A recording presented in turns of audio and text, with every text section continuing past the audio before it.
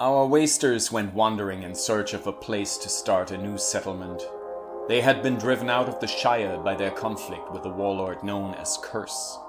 Despite their alliance with the Feline Council, it was an enterprise doomed to failure. No matter where they went, trouble followed and they were ultimately faced by an inevitable truth. There is no place like home. Knowing full well that it will mean war with Curse, they have returned to the place where it all started. War it will be. First, they are going to feast on some churros.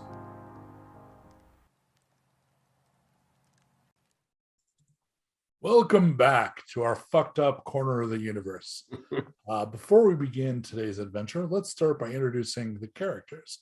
Lord Navad, can you introduce yourself, please? Yes, I am Lord Navad. I'm a wizard. I don't do party tricks, sort of do party tricks, but I know stuff and I break stuff. Pretty much a badass. Not sure exactly how I have these powers, but I do my best to use them to help me and my friends. So never far behind Navad is D.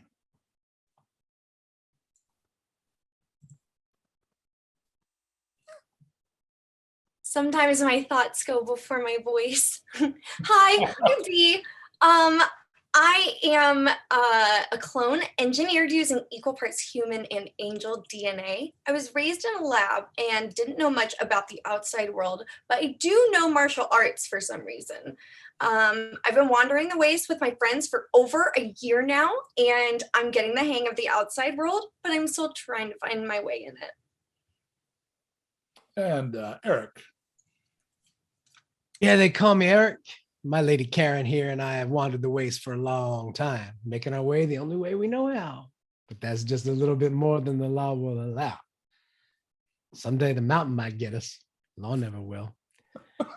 I'm a dead shot. Pay me or tell me why somebody needs killing, point them out, and Karen and I will do the rest. Oh yeah, Karen is my rifle and my wife. And last and certainly not least, in any way, shape, or form, Torg. Torg is Torg. Torg is a very, very tall, very large house built type person. That's not a person. Beautiful green skin, a gorgeous rainbow braid that's too heavy for me right now to wear. And Torg is your friendly, well-meaning brute that can destroy you and your family with a single punch if necessary, but will only do it if it meets Torg's own specific moral code. Torg is, in general, all about love, but also really loves to destroy things. And has a child in the name of Baby Rip, but now that Baby Rip is more of a grown-up adult Ripper, and goes by, if I remember correctly, named themselves something like that.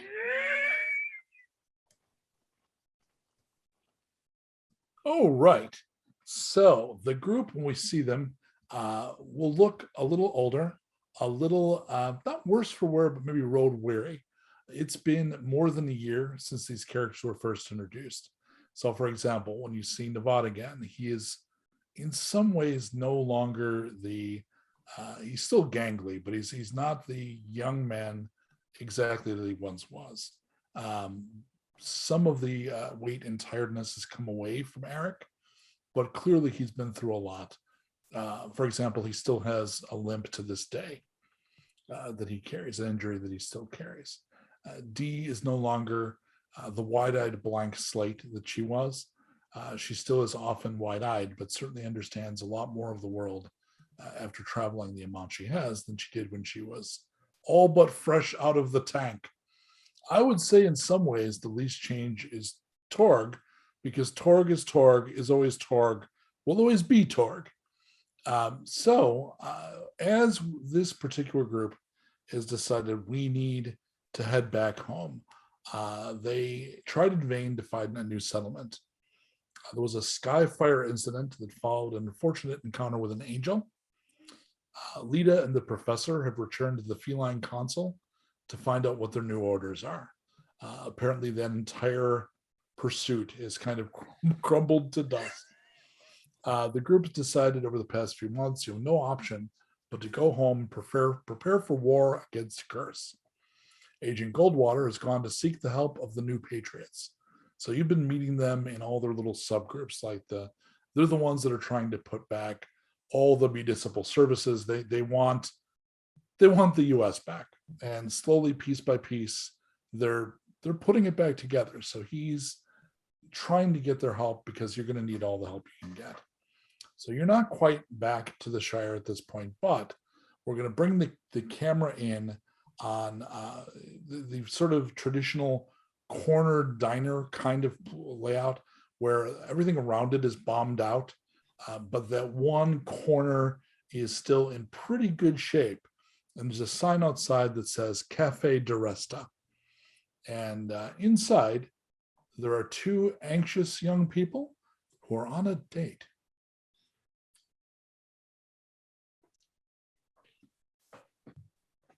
We kind of tried this once before, if you remember.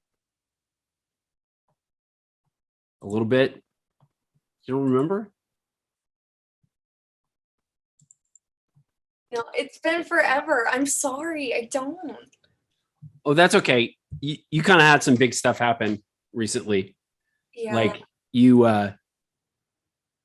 Remind me of the date, not the stuff that happened right now. you seem a little different, D. What do you mean? Like ever since you killed that angel, we think none of us really saw what happened. And I think like you're more like, I don't know, intense. I'm pretty intense too, but I don't know. It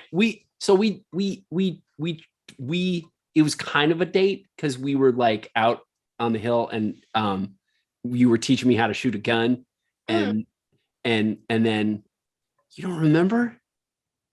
I'm sorry. It's been a minute. But Okay. I'm excited to be on this date with you right now. I know, it's pretty cool. The door to Also- the kitchen opens and Erik comes through. So Erik is carrying like a half broken tray that somewhere he's seen that this is what you're supposed to do. And on it is a flower vase that it's filled about a quarter of an inch with a kind of thick brown something, water, but it's like sludge for sure. And then two cracked cups. And then there's two really old packets of those like club crackers that are, cheese, like the white cheese and the crackers. So he comes walking in and he's like, "Hey, welcome to Caf Ooby Dooby. We brought you some water and some refreshment. Please feel free to ask if you need anything. Also, we have the ability to play music if that is your thing. I will be in the kitchen. You just yell kitchen and somebody will come on out." Thank you. Okay. Thank you, Garcon. Sir. Sir. It's me. It's Erik. Ow. We knew. Shh. Hey, thank you for your time here at Cafe Ooby Dooby. We'll see you in a bit. That was incredible. This is Did you pretty, know that was him?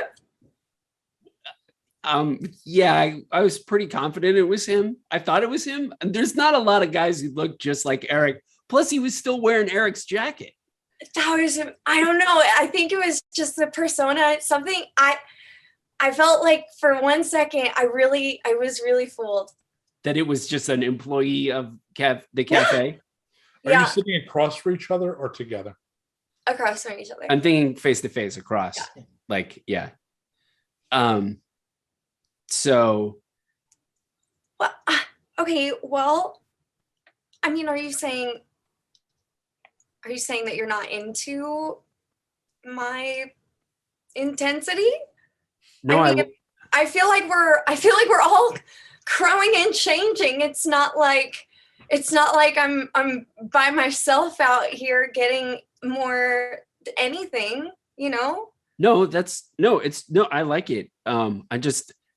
I was wondering if that means that you still like me, because like you seem like you kind of maybe forgot some stuff, but that's cool. I mean, that's fine. That's I mean, that happens. You've got a lot going on. You maybe have, I don't know. We all have a lot going on. We all you talk. I feel like Torg sees this, is watching this from behind like a pillar, and looks exceedingly nervous about the direction of the conversation, because Torg desperately wants them to have a good time. So before Dee can say anything like negative, or in case she was going to say anything negative, Torg immediately bounds up and says to both of them, "Welcome to date night. I see two lovers before me. I say me because me not Torg. Me not know who Torg is. Me am simple owner of cafe. And me want to let you know that today we have special, lover special, where you pick any song you want and you get to dance on the floor right now and touch each other closely." Thank you, cafe owner who's never heard of Torg. Thank you. Maybe after food. We should have some food. Do you, cafe owner, do you have any menus Or recommendations. Oh, Me special. apologize. Me jump forward so fast. Me suggests menu. Yes. Me be right back. And then like Torg like walks backwards while staring at them the entire time, like into the kitchen. And then you hear Torg arguing with Erik, like, did we make menus? Is there menu? Did we think about food? I gave them the food. Oh, okay. And then Torg opens the door and comes back out and walks back up to the table and goes, I mean, me be informed by chef that you already have food. Oh, I've never been at a restaurant before. I just thought you had to have a menu at some point. I thought, yeah, it's just something you asked for. I don't even know what a menu is. One moment. And then Torg does the same backwards, walking into the kitchen while like staring at them with a very goofy, large smile and sweating profusely. And then you hear Torg say to Erik, they say that wrong. They expect menu. Fine. So Erik picks up just a random piece of paper that's in there. And you know how sometimes you can use glass to make letters, like the carbon on the outside of the glass? There's a right on the big piece of paper, it just says FUD, and then he hands it to her.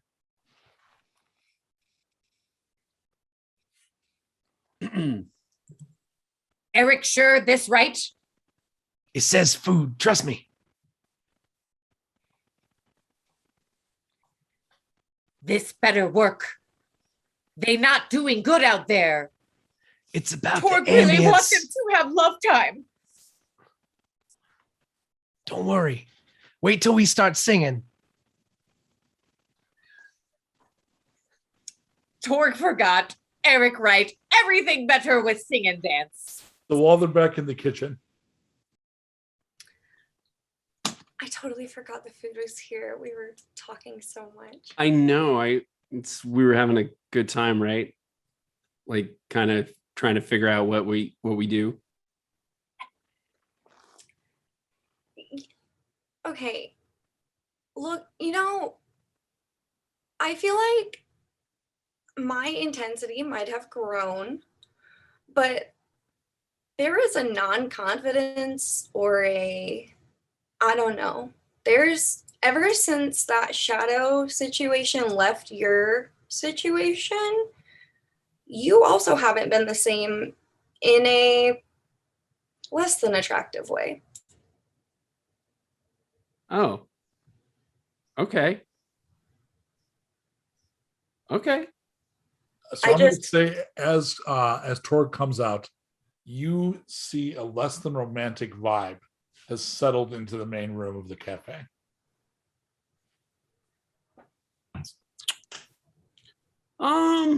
Hey, hi, cafe owner.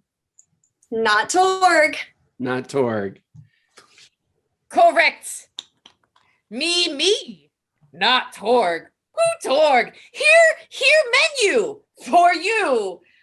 Young, sweet couple that understand people change, but that not mean feeling have to change, or feeling can change, but then appreciate and good way and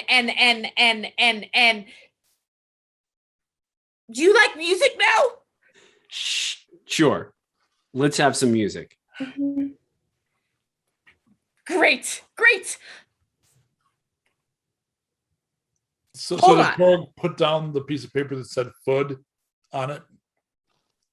Well, I passed the menu. Yeah, I have it. You got the menu. Yeah. I'm Right. looking Yeah, at it. I passed it. Yeah. And of course, Torg runs away to go grab Erik so that they can do the thing. But then as Torg's walking away, Torg realizes Torg hasn't said anything because they just start walking away silently. And they go, yes, cafe me, go get other music genius. You two, dance floor touch, we be back. And then goes to grab Erik. Hey, look, D. Yeah. Look. Torg seems very invested in us having a good time here, and it seems like maybe this is kind of coming to an end, and that's okay. That's okay. Do you want to like go dance though to keep Torg happy? Yeah. Okay.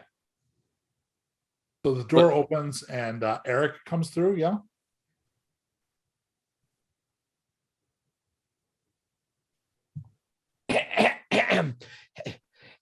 Happy birthday to you. Happy birthday to you. To couple. Happy birthday, Couple sweet dancing birthday sweet people. time. The camera will back up. Happy and out the window of the birthday cafe. Romantic to birthday You see candle. And you Friends. dance and you dance and you We're now dance. clearly And then Best there's friends. kissing. dancing together. on your birthday. The kiss does not come, and we fade to black. 2 days later, the group is very close to the Shire. And Torg, you see up ahead a disruption in the earth. So everybody will notice almost before Torg completely processes what's going on. Torg just suddenly gets excited, and this kind of lump of earth travels over and then explodes, and this monstrous creature that's now over 5 feet tall, arms that are kind of long like Eric's are, and talons strong and sharp enough to rip through a truck, comes bounding out and lands in a practice that I understand cosplayers once called glomping, which is aggressive tackle hugging. So the beast once called Rip, who is now called leaps out and takes Torg, all nearly 7 feet of them, to the ground. And they're basically a cuddle pile of green, scaly flesh and spiky hide and talons and braids, and kind of roll around a bit, kind of like dogs nipping at each other. How do the three of you react to that? The three other of us? Yes. I mean, we've definitely seen Ripper and Tug and Torg go at it. Did you just call me Tug? I did for a second. Well, because I was like, oh wait, I called Ripper. I have to go back and call Ripper by and so I kind of just cut Torg off and I called you Tug. So for a second they were Rip and Tug? Rip and Tug. Oh, that's baby. You. So after basically playing for a little while, Rip Tugger. The two of them stand. Rip just apparently saw you coming, and probably you know that they smell over long distances, so probably could tell you were approaching and came in, which means what you're hoping is true, that Rip has been guarding the area. Yes, So Rip will stay with Torg and like kind of hang around with Torg for a while, which I don't know how that is. Everybody else okay with that? Does Rip make any of you nervous? I think we've spent enough time Yeah. with Rip that it's like they've saved our bacon plenty. I feel like this is like, it's like the freaking giant dog that if you didn't know, you would be completely terrified of. But these are certainly more experienced versions of these characters. Yes. Like farther in their tail. So yeah, that completely makes sense. So you continue back into the Shire. The next thing that happens is up ahead, you see a group of 3 people, and they're all kind of mounted wacky races style on a motorcycle with a sidecar. So like one of them is kind of hanging off the side. Basically 3 people riding one motorcycle. Oh wait, did you say wacky racers? Yeah, the cartoon, The Wacky Race. It's the Wacky Races. That's fine. I heard wacky. It's the Arkansas Chugabug of motorcycles. Racist? Jen and I heard the same thing. Okay. I did too. I'm old enough that I quickly dialed up what Nystul was talking about. And I was like, oh, wacky races, not wacky racists. I want to point. It's like they're all wearing like Greg Abbott masks. I want to point out. That's exactly what I thought he said was wacky racist. Yes. Yeah, but the phrase "wacky racist style." Yeah, it implies that there's a whole That's my movement. confusion. Yeah. So I will point out though that as deep a cut that reference was, not only did Mike catch it, he knew the name of the cartoon racers that most closely matched what I described. Yeah, the Arkansas Chugabug. Hey, So, the that other sounds thing- like a racist to me. Yeah. or And wacky. or a sex act Wacky. you should really stretch before attempting. The rip and tug and the Arkansas Chugabug. It sounds like somebody that's playing at the Saxton pub on a Wednesday night. Let's keep I it was just PG, Shannon. Sure, I'm just saying words from cartoons. So wow, that's dangerous game. So it comes running in, and you see these 3 individuals are wearing junk mail. So junk mail is kind of Mad Max looking stuff. It's armor made from upcycled stuff, right? But the styling is made to look kind of medieval. So it's sort of themed to what you're used to, but you've never seen this. Also, they are wearing, they all have multicolored braids. So like one has a spear and there's a multicolored braid hanging from it. One has it on his helmet. And it is definitely Torg's colors. Like, So they come riding in, and this looks to the Erik, I was going to say the more military minded, like the person that'll be thinking in terms of like settlement defense would be Erik. So they look like they're literally on patrol. But do we recognize them from having been Torgers from before? You recognize two of them. One of them you recognize from the time you met the Torg, and one of them you recognize as being from the Shire. You don't recognize the third. The one that you recognize gets out and comes over. Are we expecting them? Nope. Oh, sorry. Go ahead. Okay. All right. No, it's a valid question. Lords and ladies, you've returned. I am called Gawain now. All right. We are the knights. Funky green reference for you. We are the knights of Torg, and we defend Bastion. Oh, is that what we're calling the Shire now? It's called. It is now. They had a meeting, and apparently the Shire wasn't very. It was kind of passive, and it made everybody think of little people with furry feet. And what will be wrong with that exactly? Your feet aren't furry. It doesn't mean I don't advocate for furry feet. You have to take it up with the consul. The consul? Talbot, Winona, and Gordon. Oh, okay. Winona. They've been leading the settlement since you left. Well, Gordon. Good hands. They're in good hands. I guess if they want to call it the Bastion, that's cool. Is it the Bastion or just Bastion? I've heard it both ways. I don't think we've entirely settled. I kind of like the Bastion. That sounds cool. It's a little more descriptive.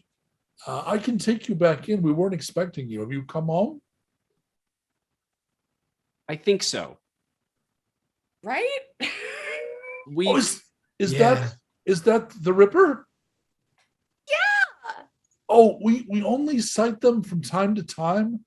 They've been patrolling the outer grounds, and occasionally we find a dead monster, and we're pretty sure Rip has been killing them. Torg, so proud. And Torg also want army and knights of Torg to know that Rip has changed name. Rip now shall be known as... And he very gamely tries. All right, I stand corrected. Please come with us. Just walk the bike, guys. We don't need to spend the gas. And they follow you in.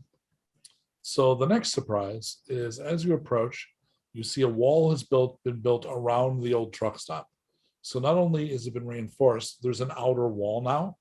And you can see even from a distance, because you're on a little bit of a rise coming in, that there have been structures.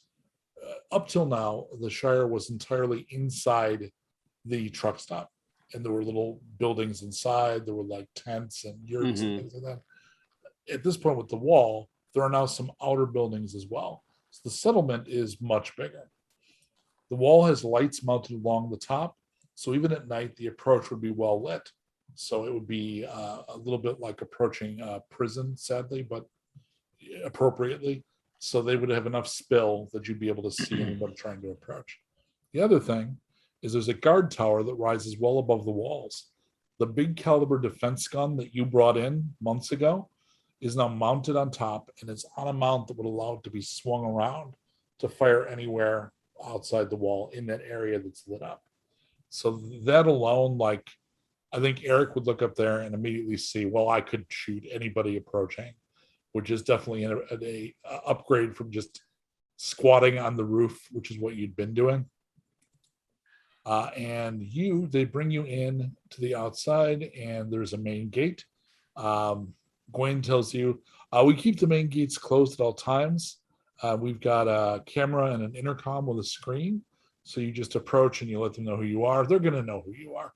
But I'll go ahead. And he walks up and says, and while he's doing that, you see on the door is the symbol of Bastion, which is a sword over a rainbow. As it's Gawain returning from patrol, and over the intercom you hear, "Welcome back, Gawain." And then there's a pause, and there's an electronic click, and the gate opens. And you look in, and now instead of like what you'd been experiencing, which is kind of like people after a natural emergency huddling in an airport kind of a vibe, this is more like an actual vibrant settlement with people with their own homes. And the other thing is there's a lot more people. The other surprise is there is a two-legged robot walking as fast as it can manage towards D. So it looks like, I don't know if Danielle will know this reference, Wiki from Buck Rogers, Twiki. So Twiki is like, picture kind of an Osimo, like in the real world. We're kind of catching up to Buck Rogers. So it's about 4 feet tall. It's a bipedal robot. It's a little crude, and it waddle walks, so it's not super graceful. And the face is a little primitive, but it is animated. It is animatronic. And it has a 2 painted on its forehead. And it says, "Hello, D." Is that GP? Oh May I attempt to hug? Permission granted! I will gently hug you back! And you realize when you hug and look down, there's a button on his back with the word hug written on it. What is this? What is a hug button? Well, I don't have skin. I just have sensors. So press the button to hug me. Okay. So you press the hug button, and when you do it, he goes, "Oh, that's very nice." And he hugs back a little and then steps back. "I hope this is a nice surprise." And he kind of awkwardly goes in a circle to give you the 180. Oh, jeepers! I didn't ever think I could love you anymore, but I do! Alan 5 visited us for a while. Oh my gosh! Oh, I'll just say thank you somehow. Send some churros, maybe. Some of your friends, apparently everyone knew that you were trying to complete B's work. So people have been sending components for almost 6 months. And when we got that last batch of materials from Big Tex, that was the last of what Alan 5 needed to complete my design.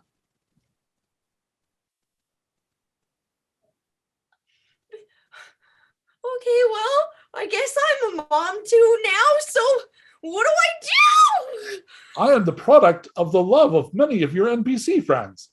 Oh, I'm going to take you everywhere and show you all the cool stuff I learned. And then we're going to learn everything together. And then I'm going to make you learn how I fight things. And then I'm going to see if we can practice together. But I'm going to do it safe, or I'll kill you on accident. Oh no, please don't kill me. I'm It's just not a alive. threat. I'm trying to say it out loud so that I'm more careful. We're learning things here. Well, I will go with you on your journeys at the speed of an awkward toddler. I don't even know what that meant, but that was amazing, guys. Do you see this? Jeepers, everybody, talking jeepers. I am Jeepers, and I am very pleased to meet you, but I've met you sort of before when I was just a head. You wait. Are you telling me that you remember head time? And before that, I was a bit of I was in a plane or something, and a drone. I was a drone, and then that was destroyed, but B kept my memory car, and then you moved it over into a wig head, and you've been upgrading it. You've at least spent 6-7 play sessions talking about upgrading Jeepers, and Mike was keeping track. You're like a caterpillar from the goo. Wow, I didn't understand how those words work together at all. I don't know either, to be honest with you. I read it in a textbook. I'll tell you about it later, I swear. This is incredible. You don't know the best part. What is the best part? Tell me the best part. Do you know if you have an outfit and it doesn't have pockets? Yeah, what about that? He puts up his arms and all kinds of little panels open. I am pockets. I'm so glad I broke up with Nevada. I don't need anyone anymore. And then all the little panels go poop, poop, poop, poop, poop, poop. Oh my God. With your pockets and my growing brain, we will rule this. What is this called again? It's the thing? This is, they renamed it Bastion because of someone called Elijah Wood. Legend is that he had eyes as blue as crystals. That sounds beautiful. I wouldn't know, but I want to believe.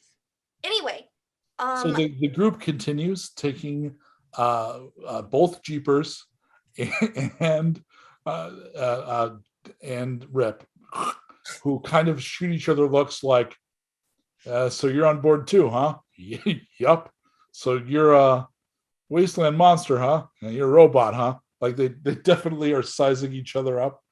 While that is going on, Torg and I are exchanging very loving and quiet, we're both moms now glances.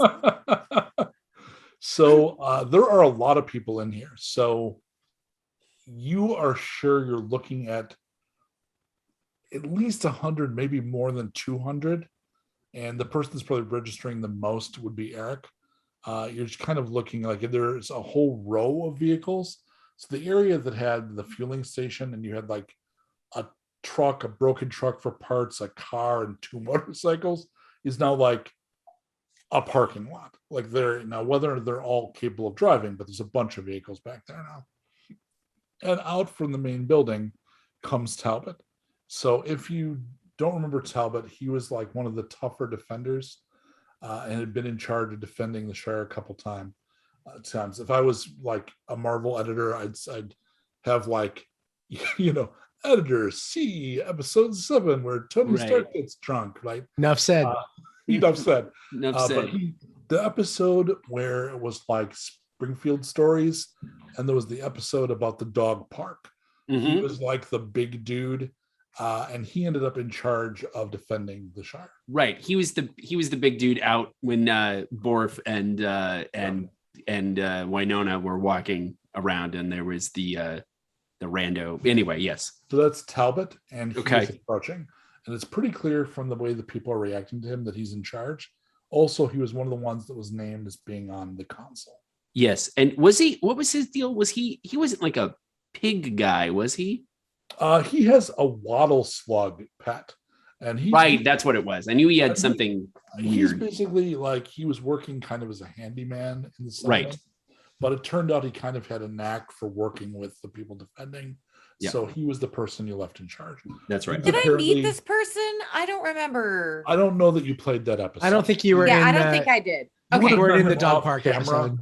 at some point. Yeah, this doesn't sound familiar. So yeah. He's a big, a simple man, and I mean that in the positive way. Like, he is not complex. The best term I ever heard for it is he is a straight up and down man. And he kind of a good fighter, very protective sort of person. He reminds me of Seuss from Gravity Falls. Yeah. He's like that. It's like a sweet, big guy who's a handyman. Uncomplicated. Just, Yeah. that's what he is, right? That's Talbot. And he's approaching, and he comes up to you when you're about, between the main door, you're approaching the main building.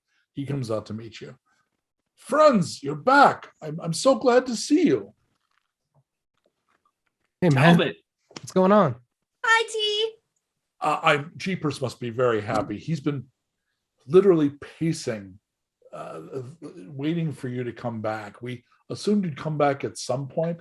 I come out occasionally and change his batteries, but he just walks circles.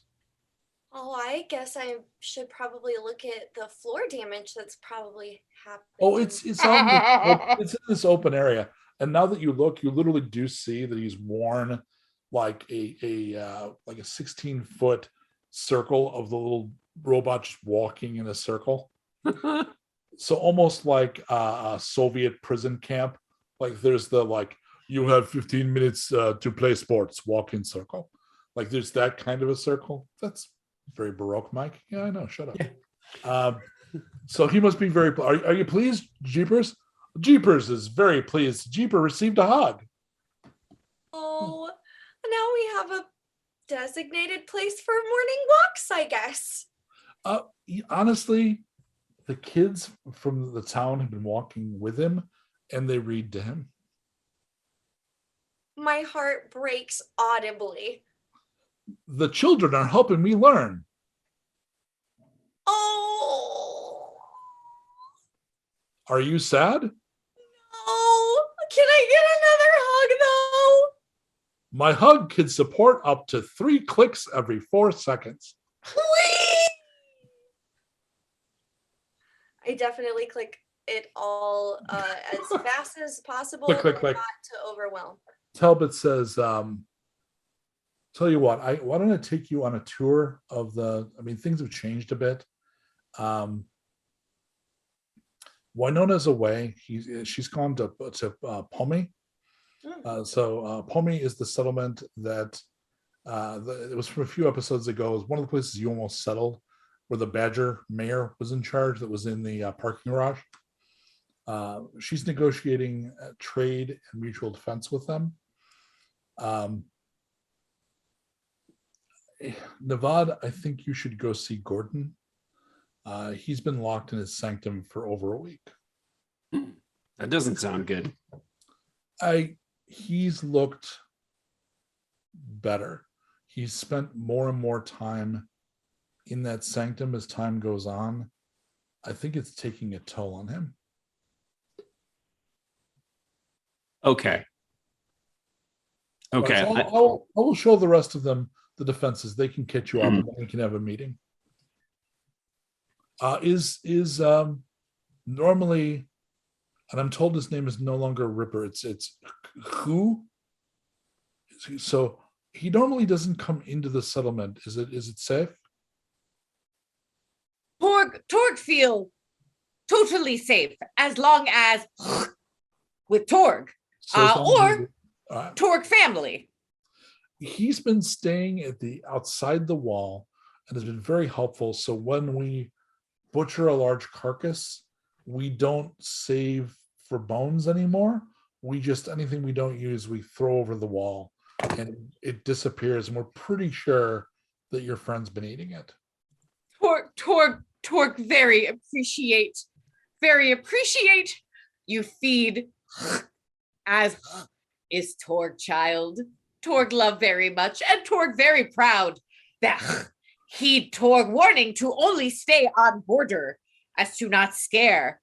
Torg very proud. We understand there was a problem at some point, but whatever you arranged, they've been listening and has been very useful. Like we found creatures that might have wandered in out of the wastes, and pretty sure, rippers are pretty dangerous. And between that, the new defenses, the Knights of Torg, and honestly, Merlin's casting. He tells me he's got defensive runes or something.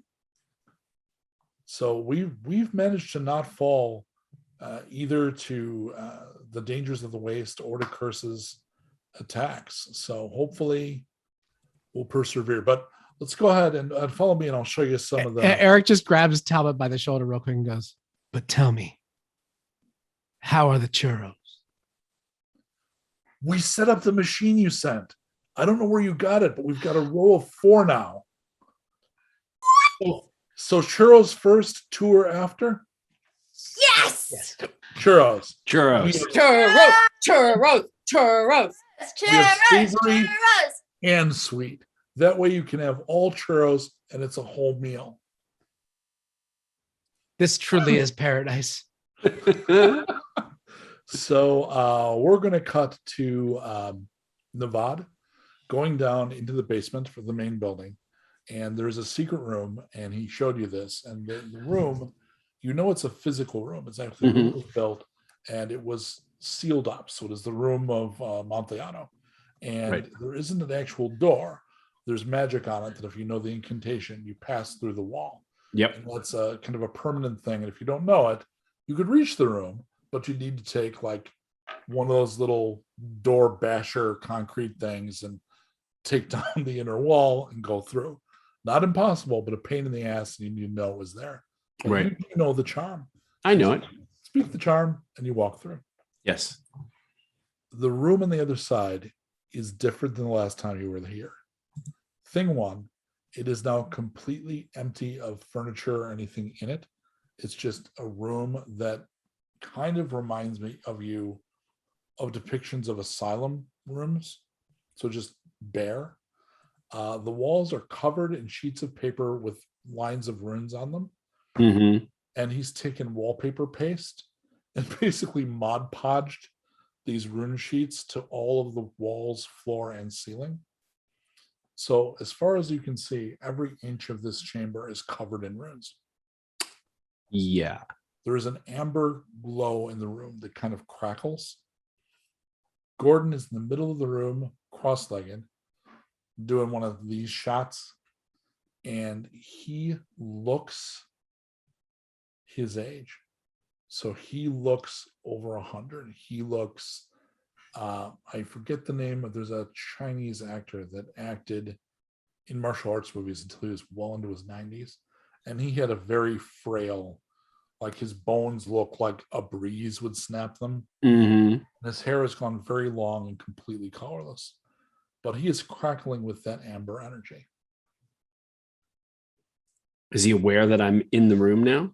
So far, no. Okay.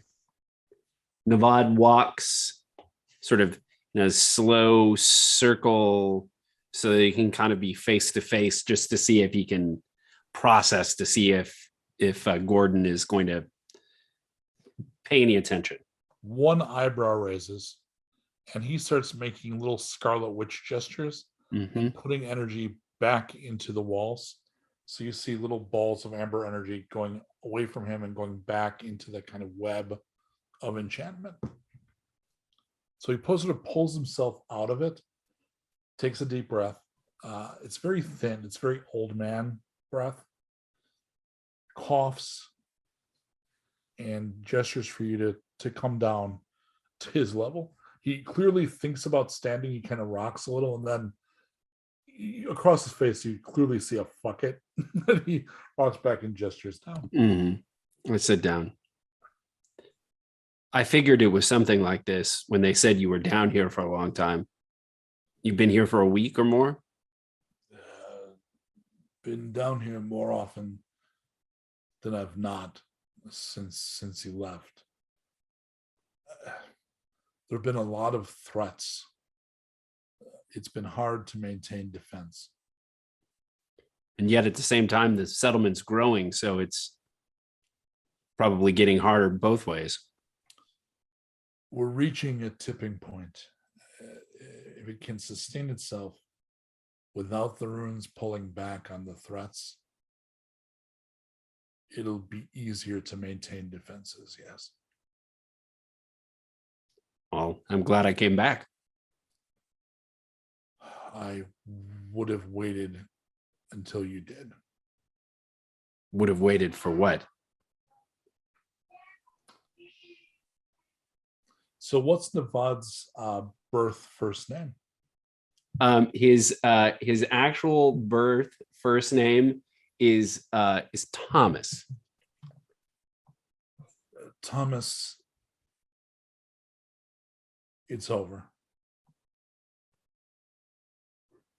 You're gonna die. I've had a long journey and a life longer than most. What do you need me to do? You look. Have you learned new spells? Some. Good. More on the destructive side than the maintenance of defenses side. There'll be a need. Mhm. I've sent word to the other masters. Hopefully someone will be able to help you become a master yourself. You clearly have the potential for it.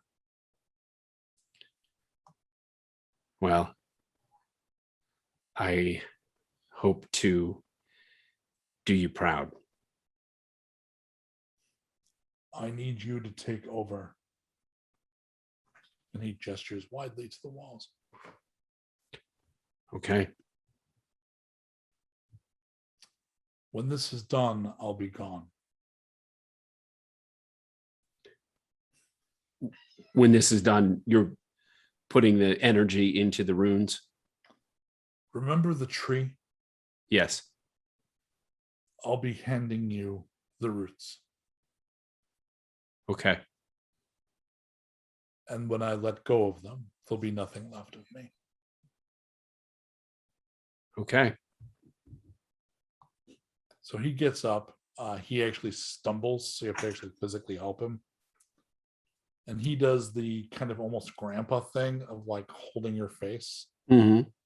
and make sure to look into your eyes. And being somebody that's only recently not a teenager, that is something that teenagers will do nearly anything to avoid.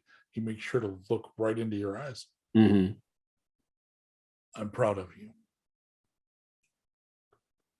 Thank you. And he lets go.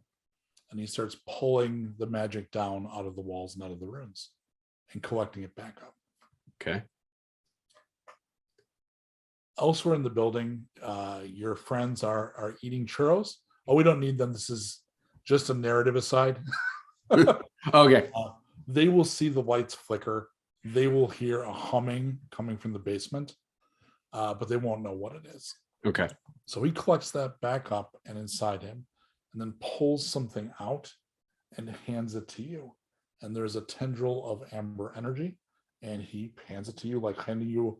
He's playing a very basic improv game, and he's playing magic ball. He's He just hands doing it over to you. energy ball, Yep. and I wad it up and I push it into my third eye Okay. and kind of let it go in there. So the very expensive special effects sequence is sort of the quickening. So for a moment, you hover in the air with the amber energy crackling around you. Mm-hmm. There's a blinding light in the room, and you collapse to the ground.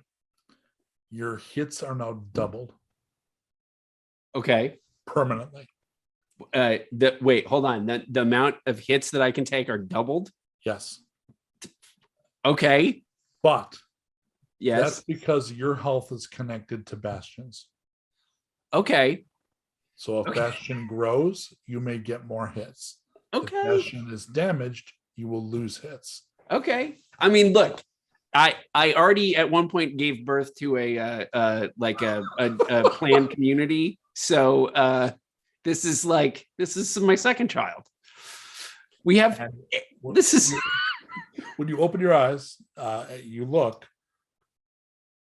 Gordon's clothes are lying on the ground, and he's not there. Very Obi-Wan style. yeah, he Yoda'd out.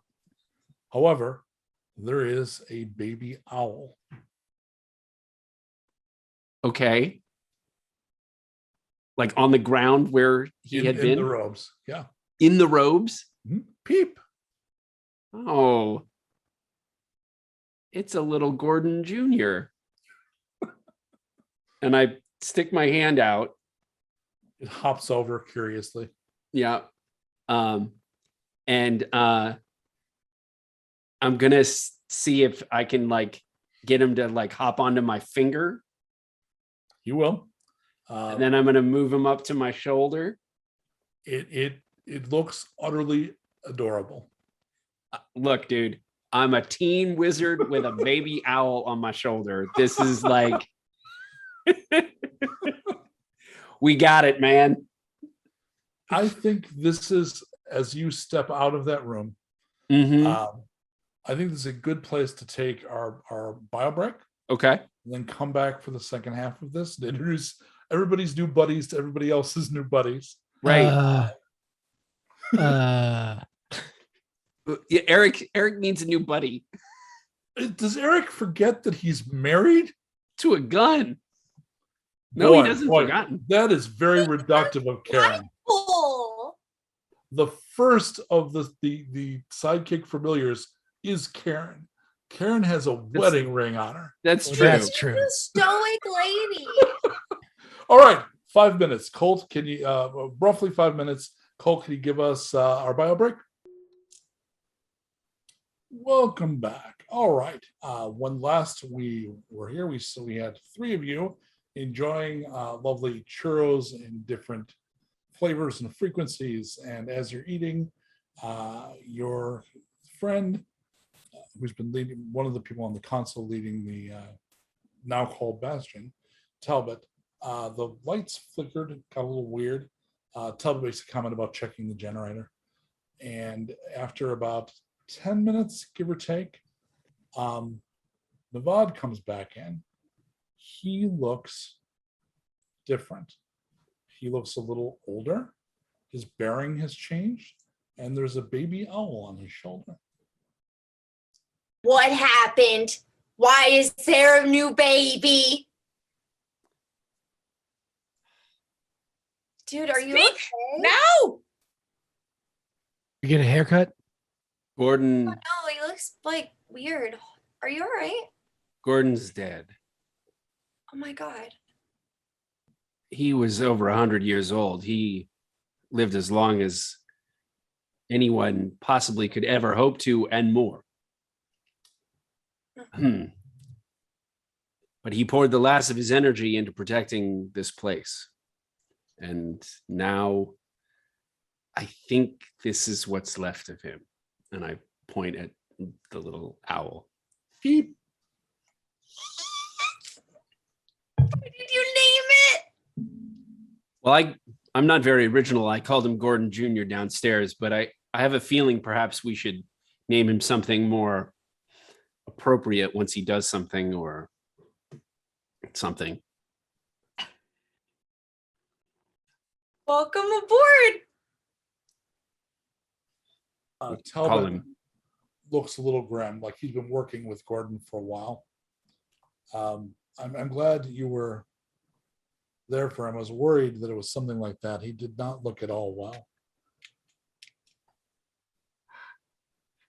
How have you been adding so many people? Are they coming in because they're avoiding curse? Essentially, yes. So do you remember Grendel? Vaguely, yes. I was not there for Grendel, but I heard about Grendel. So he indicates that to all of you. Like, do you remember Grendel? Yeah, okay. So he and others have been working with us. There's gradually resistance to what Curse has been trying to do. And as Curse tries to annex settlements, tries to take over more and more, we take in as many survivors as we can of the areas that he takes over. So yeah, we used to have less than 50 here.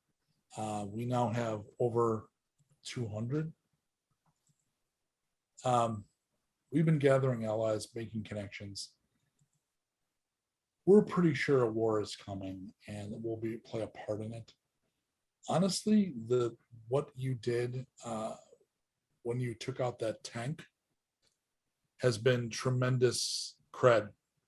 We come in and it's not just coming in and saying, oh, we can help, we have a settlement. We could literally just open with, we're the ones that took out that tank. So that was an excellent bartering card you left in our care. There's been a resistance forming separate of our efforts. They call themselves the Cure. Their symbol is a broken chain. We've been trying to meet with their leaders, someone known only as Slick. Slick? Slick, yeah. Just yesterday, we received word that Slick was captured as being held at Fargo Estates. Fargo Estates is not within Curse's area, but it's an area where Curse's men work to coordinate. I was going to put together a party from the knights here to go in, get Slick, take them out, and then connect the larger resistance before the fighting begins. I got to admit, I'm kind of hoping that I can ask. I mean, it's terrible to ask something of you. I'm in. Me too. All right. Torg down. All right. I'm very glad that we have you. All right. I'll prepare. We'll get you. We have more than one vehicle now. I've got a map here. We'll get one of the trucks fueled up so you can get there as quick as possible. And I've got a small map that I had made from people that have been inside that building. Apparently, there's kind of a restaurant where they meet. It's kind of like a bar restaurant. It's a hangout. But if you go in next door, if you go and make your way to the second floor, then cross over and come in from the second floor balcony into the restaurant. That's the quickest way. My plan was go in, get out fast, because there are a lot of Curse's people in the area. So as long as you strike so hard they don't have time to muster a resistance, you should be able to manage to not have to fight all of those forces that are in that area. I'll send a driver with you, and that way that you can leave the truck running. I mean, I wish we could just spend the time to give you a proper feast. I mean, I know the Knights are really excited to see Torg back. We should probably keep Jeepers here because of how fast Jeepers moves. I'd hate for Jeepers to get torn up after seeing you for the first time. Fair. So I'm going to cut to outside in the truck. Everybody loads up. Does anybody need any special considerations? Anything special? My only question is Torg leaving there, or is coming with? I'm going to go ahead and as the GM call them Rip, although I understand I was speaking socially to use the proper word. Yes. Rip will stay and guard the city. You're not sure you'll have enough control in that environment to be able to do a tactical strike and depend on Rip to know when to get the hell out, for example. Right. Okay. That's what I thought. I just wanted to double check. Cool. All right. And then just the Shannon playing Navad thing. Like, what do I get the vibe that the runes are like stable? Like, do I have to do anything? You don't have to do anything. Essentially in game terms, what the runes now do is if Bastion gets attacked, or if you take too much, it's the Corsican brothers. So Okay. if they take a bunch of damage, you'll start taking damage too. Likewise, if you get the fuck beaten out of you, or you use too much magic, so you go well in advance of like the extra that was added to you, that the town will theoretically also take damage. Oh, So you are bound to. okay. I got you. Yeah. Okay. Okay, cool. So I can go wherever the hell I want because I've got Be aware of it. I've got the town codes in my body. Okay. And Gordon was older and because of his age was weaker. So his solution was to hole up in the room. But you can go ahead and do that. But you're aware in the same way you were in the town with the tree and aware of the way that connection worked. You're now connected to the town in that way. Gotcha. Okay. Okay. That's awesome. All right. So I've got this ready and you head out by the truck. And so as you approach this place, so I'm going to Fargo Estates, am I going to assume that Erik is going to take like a telephone pole, shoot Some sort of it? snipery position? Yeah. Okay.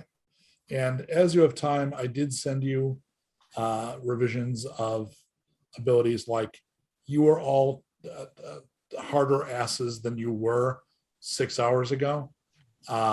So there's quite a lot of, for example, I don't think you were a master before, Erik, and you now are a master of shoot.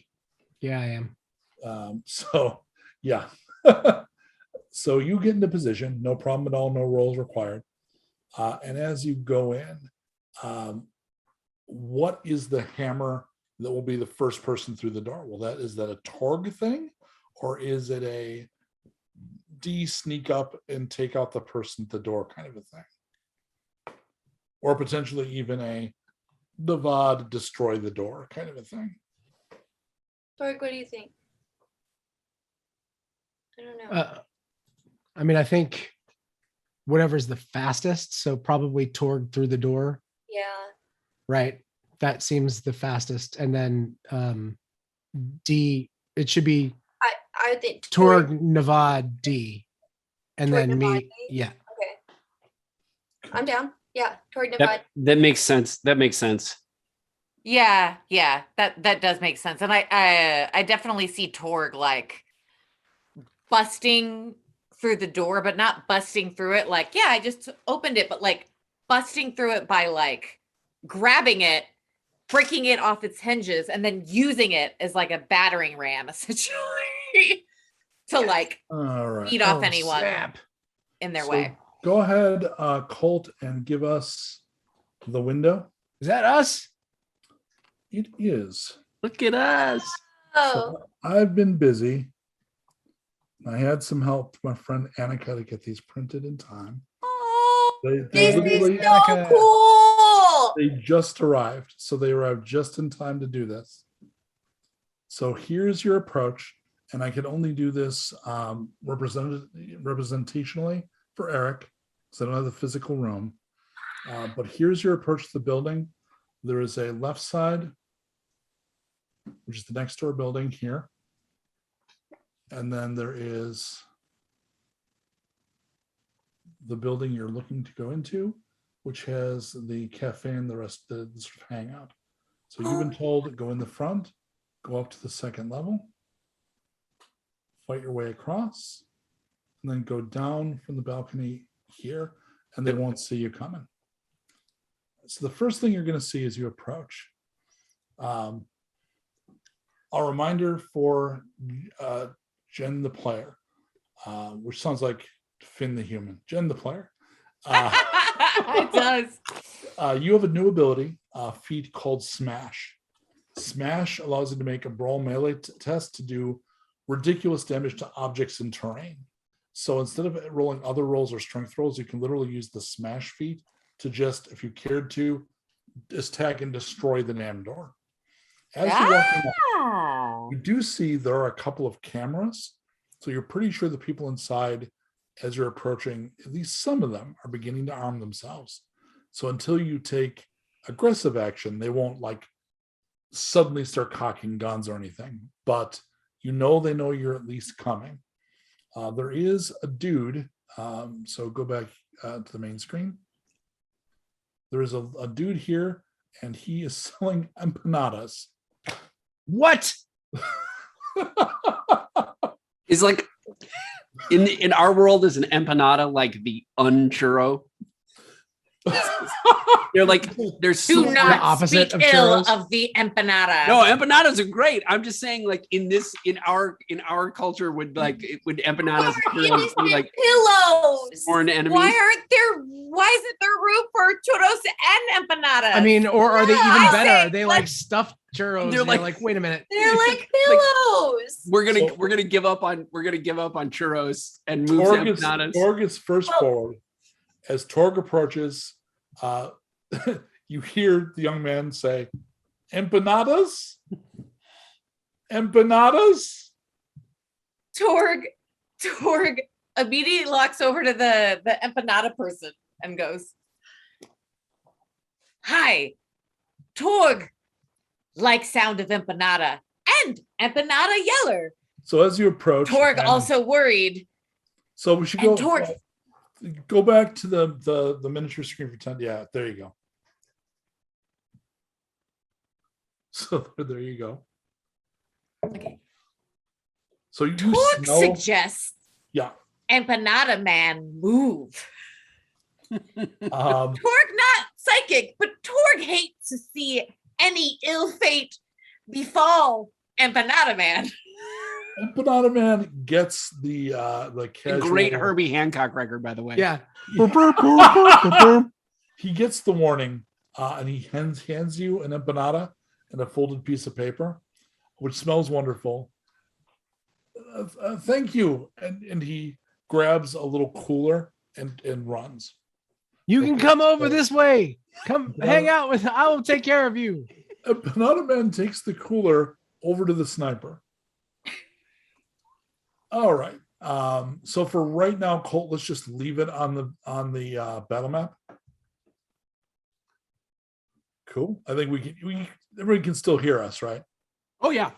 Now let's stay let's just stay on this for a while. We can go ahead and even be like, hey, I got my empanadas. Yeah. Okay. So you're gonna turn around and vaporize that door with your smash. Yes. So go ahead and give me a Torg brawl smash.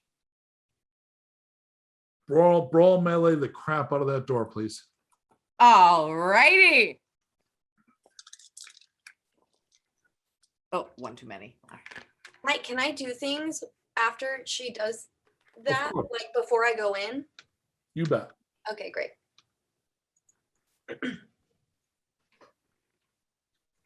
So the Torg difficulty. gets 6. So the difficulty is only a 3. So any die that got a 3 or better is a score. Any 6 you rolled is a score, and you'll re-roll it. Okay, so well, I got 2 3s and a 6. So Okay, so that's going to be 3 scores, then re-roll. You always re-roll your 6s. ooh. All right. So that's still an exceptional success. So the door is history. So you can see when you look in, there is somebody, this thing's on a gooseneck, but you can still kind of see it. There is somebody with a rather large hammer, similar to the cinder block that you carry, basically being the door guard. So Danielle, you said you wanted Dee to ready something? Yeah, I just wanted to go ahead and ready fortitude before I go. Fortitude's built into your hits. You don't have to do anything. Oh, okay. My bad. Sorry. Yeah, totally. However, for example, if Navad wanted to, you were the next one in. So when the door goes away, you could immediately act if you wanted to attack the guy with the hammer. Right. Well, is Torg in front of me? Well, Torg Torg is smashes in the front of you, door. but Torg would probably go through the remnants of the door. Why is? Oh, there we go. Cameras. So there's what's through the door. Okay. Yeah, So- I'm not knowing what was going to be there. I'm like going to maybe get a sort of think about maybe getting a spell ready, but it's probably more likely going to be a hand-to-hand combat first before I drop any mind Torg, freakies. do you want to rush the defender? Torg say yes. I am not surprised. So go ahead and give me a brawl melee. All righty.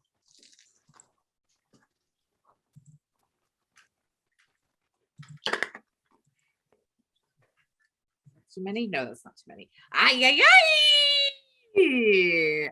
2 5s, a 4, and a 6. Okay, so you're doing a gun against light armor, so that's going to be a defensive 3. So how many scores did you get against the difficulty of 3?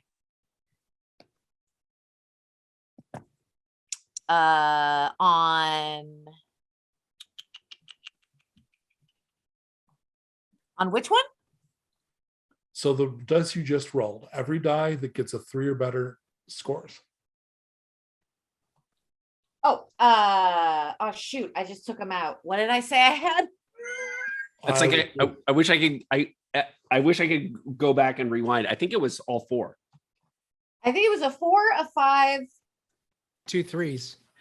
2 3s and a 6, No. right? So that, It was a something like 6, 2 4s, and a 5. That's Oh, what okay. it was. okay. Okay, so re-roll the 6. That's a good hit. So, what'd you get? I got a 6. So that hits and roll it again. So exploding can go on literally forever. Oh, no. It So ends there. What's the power on your basher? My basher I think it's is 2. Okay, so you got 5 scores times 2 is 10 points. So you come in and you crack this poor dude with your, I don't know why. Oh, the camera's on top. That's why. There. See, that made more sense. All right. So you hit him, and I'm going to knock him out. You one-shot him. Yay! Ooh, So One Torg, shot Torg. nice. Torg doesn't have a back, so it's always going to be facing. Torg will always be facing camera. Sorry about that. That's a little weird. So when you go in, you see there are 2 people with guns up there in the top of the stairs. Ah, You see yes. somebody at the top. Did Dear Nevad want to follow in? Yes. Yeah. Okay. So let me put a couple more people in that room. Who is first, Nevad or D? I think Navad. That was the sort of our planned Gotcha. Perfect. order. So, I'm going to go ahead and face all of these to camera, which is a little weird because they're obviously going to face their targets, not all show their sexy full color face to the camera, because that's weird. There we go. All right. So what you're looking at as Nevad enters is you got perfect. Yep. So there's Nevad coming in. Yep. You see the 2 people with the pistols pointing down. Okay. 1 person at a desk, and there's somebody at the top of the stairs. What do you do? Okay. My take is I'm gonna cast terrorize on the 2 gunmen on the balcony side Okay. to try to. Right. You have the stats for terrorize. Yes. Go ahead and do as they instruct. I'm going to try to mind freak these guys. 1, 2. Okay, hold on. And 1, I believe 2, 3, that 4, it's the number 5, of targets changes your difficulty, right? Oh boy, I need to take a look at that. Yeah. Let me. The way that works is with 2 targets, the difficulty is 4. Okay, let me. I could be wrong. Let me actually pull up my new magic guidebook. My new guide to magic. You've been a very, very patient man. And that is the case. Difficulty 4, cost is 2-1. Okay. And go ahead and make the test. Okay. Making the test.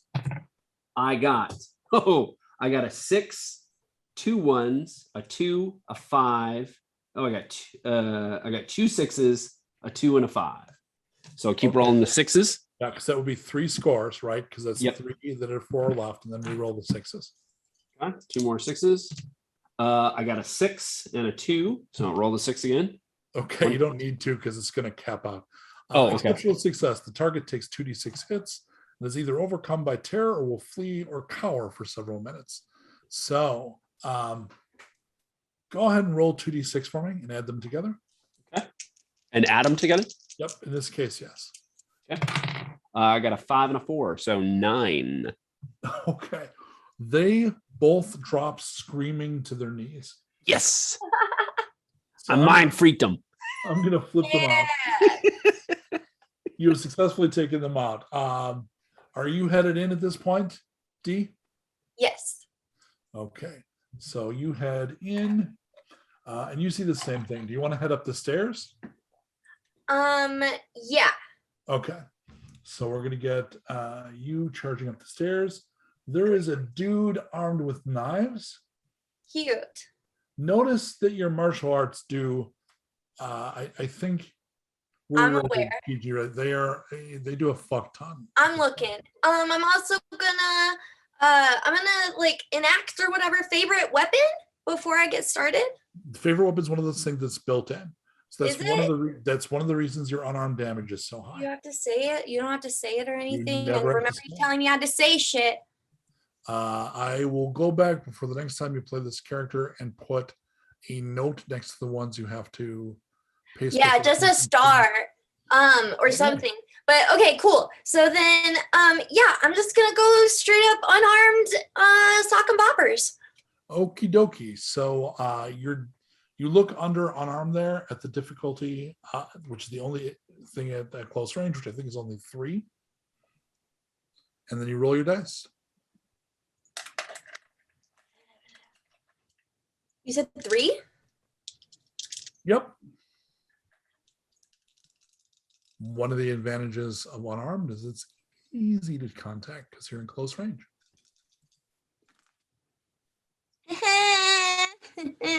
All of them hit, and I got a 6. Okay, so reroll that 6. So it sounds like you're going to have your exceptional success.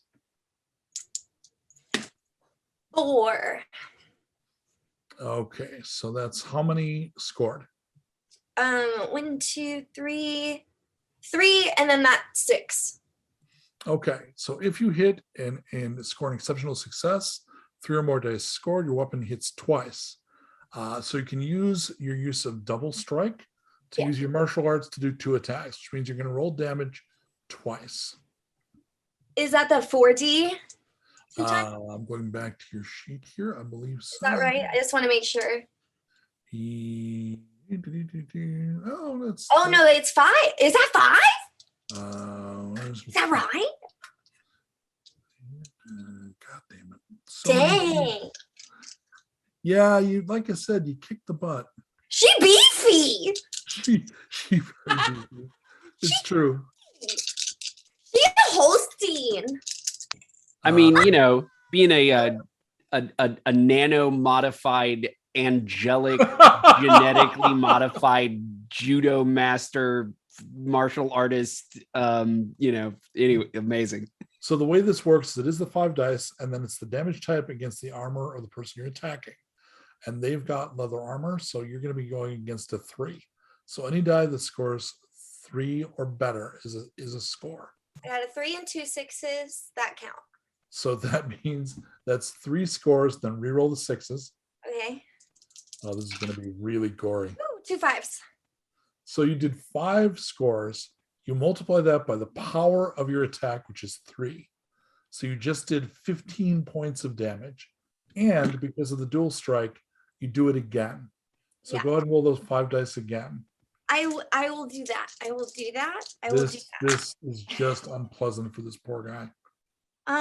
So no 6s, but 4 hits. So describe how you take him apart, because he's done. So I want it. Okay, basically, So cut back to Danielle, Colt. Okay, so basically, Dee runs in, notices the guy, and as she runs up the stairs, there becomes this sort of like ballerina-esque like gracefulness that happens, and effortlessly Dee sort of like twirls and dances this guy around, and then just starts like ripping his body parts off of him, limb from limb, like butter. And then as she gets done, she's got both of his arms with the little knife still in hand, and then just like turns to Nevad and goes, "Too intense, right?" Ah! Yikes. And then I just wink, and then I throw them. I was on mute. Yeah, pretty intense. So Wee!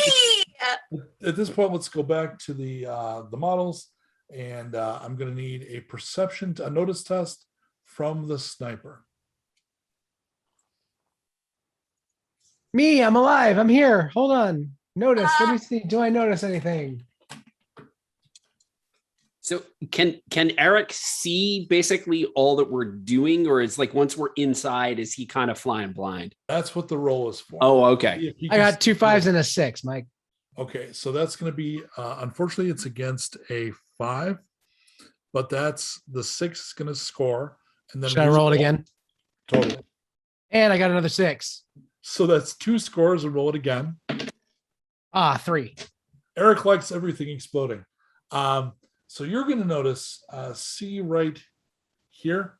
Yeah. So this is actually a separate building. I need something to better show that. Sorry. Here's a card. There you go. Perfect. So this actually, when it's not X-rayed like that, There's a wall there. Yeah, and there's a passage, but you've got windows over here, so you can see these 2 dudes that are coming in to try to help attack your friends. So you actually have a shot on this front guy. Okay, so you're literally on a stand way back here, shooting through a window from across the street. What's the range on that? Far? It would be far, yeah. Okay, I'm gonna do it. Okie dokie. So go. Your difficulty is depending on the weapon at far, so you know that. And go ahead and roll. Okay. So, oh yes, I have 1, 2, 3, 4, 5. Correct, plus a 6. Let me roll it again, and another one. So 6. Okay. So and that's all you finished rolling all your 6s? Yes. So how many total scores did you get? 6 scores. Okay. So for every score, you do your power of the weapon. 3. So that's 18. So you do 18 points. So so describe him going down. Okay, so I was aiming for his forward eye, and I wanted to put it right into his eye. So all of a sudden, he's walking, and then the guy behind him hears, "Oh," and he turns around, and there's a small spot where the bullet entered his eye, and then a giant chunk where it blew off the back of his head, and he says, "Oh," again, and like collapse, like straight down, like no falling over or just like straight down into the ground. You killed him 80s style. Yes. Down he goes. All right, Torg, here's the situation for you. So you've got dead bodies. You go up the stairs. You got more dead bodies. There's somebody behind the desk up there.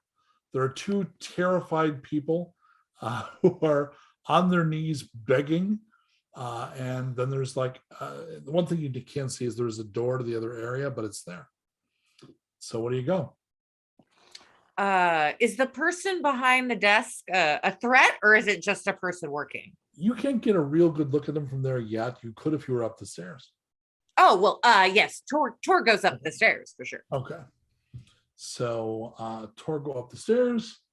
Will you go behind D or just go right past her? I'll pass D, and while Torg is passing D, Torg just goes, "Nice work." I think that is a fair appraisal of what went on. Yeah. There is a mess at your feet you step over. The person behind the desk does the reach behind the desk. So go back to the I gotta have a single word for this. So Colt, reverse. Thank you. So she reaches down, something's on the underside of the desk, and pulls out a submachine gun. So at this point, Torg, you have the option to end your move and go to an evade, which will give you the option to try to avoid damage, or just let me take my attack and then finish yours. Oh, I would. Oh, wait. So how tough are you feeling? They would attack first. Yep. I can't attack first. Nope. You're not faster than bullets, sadly. Torg will evade. Okay. So go because ahead then Torg can then attack after, but well, you'll lose a round because you won't get your action because you're evading. Evading is a complex action, so you'll be doing it instead of getting an attack. Yeah, I'm gonna evade instead of getting attacked. Let's do that. So go ahead and you're going to do an evade test against a 5. Okay. Bullets being hard to evade and stuff. I put my sheet too low. There it is. Okay.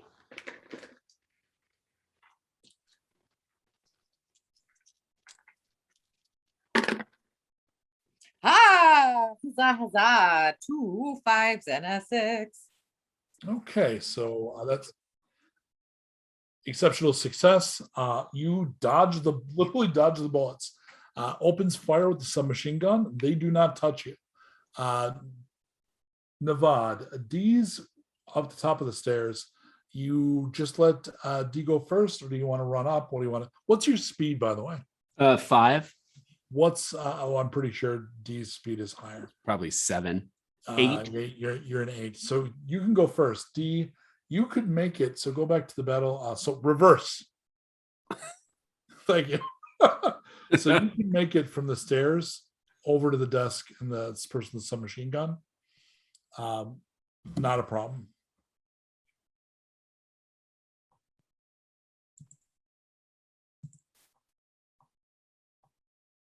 You muted, son. You muted, D. Sorry, I was snacking. I didn't want anybody to hear me crunching. Do a stunning strike. I didn't see an explanation on that one, but I'm not sure what that is. Okay, so very quickly. Sorry. Oh, not a problem at all. Viewers, just bear with us. I believe you have to score an exceptional success, and then regardless, as long as it's a minor character, you can just stun them automatically. But you have to score 3 scores if you get exceptional, which is not all that hard for you. Stunning. There we go. Yeah, I think I'm just gonna go ahead and regular old ass kick his ass. You just unleash some molten whoop ass. All right, cool. So Yeah. here we go. All right. I feel like I'm in a really weird kids show. All right. Okay, great. I have 3 hits and 2 6s, so I'm gonna re-roll those. Huh? And a 3 and a 5. Okay, so for every score, you're going to score your power for that attack. So what's your total? So that's 5 hits. Okay, so the power is what? 3. 15. Okay. I will say that the revised system is already working better. So you come in and the gun clatters to the floor. You take them out clean. You turn around and there is somebody coming, and he's got a scatter gun. Jeez. Got a what? No, shotgun. Oh. Scatter gun is slang for shotgun. And he's half behind the couch. And at this point, Navad, there is a couch and a guy with a scatter gun, and he's not going to get an attack quite yet. Well, I don't know. We'll check his speed. What's your speed again, Navad? 5. Oh, he's going to get to shoot. So same deal, D. You're aware of that guy. You have the same option that Torg did. You can lose your next attack to go into evade. Do you have the defend ability? That'd be. Defend lets you do evasion without losing your action. Where is it? It would be on your feat list. Everything's on your feat list now to keep it simple. No, it's not there. Okay. All right. So you have the option to just jump to evade and lose your next action, or just trust that it won't blow you away. Well, wait. So if I move, who is he gonna shoot? Navad? We'll probably still shoot you because he's pointing the gun to shoot at you. So your option is: do I evade while he's shooting me, or do I not evade?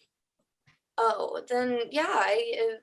If he's not gonna attack Navad if I move, then You're moving. You're literally just dodging. Yeah, then I'll evade.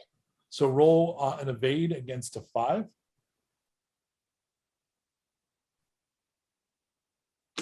Sorry, what? Oh, I see. Haha. Same deal. Every die that scores a 5 or better is a score. Oh, so I don't do that at all. So no 6s, no nothing? No. Did you score any 1s? Yeah, 2 of them. Okay, good. Because if you fail and you don't roll any 1s, you botch, which would be bad. Okay. You don't want to botch when I'm firing a shotgun at you. So you didn't, though. You're good. Oh, you have our custom little nuked bombs. All right, cool. So he unloads with the scatter gun. Well, that's not great. Thanks.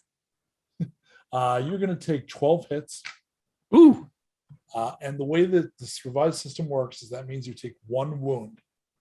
So the way wounds work with the current iteration of the game is every time you take damage, you will automatically take 1 wound.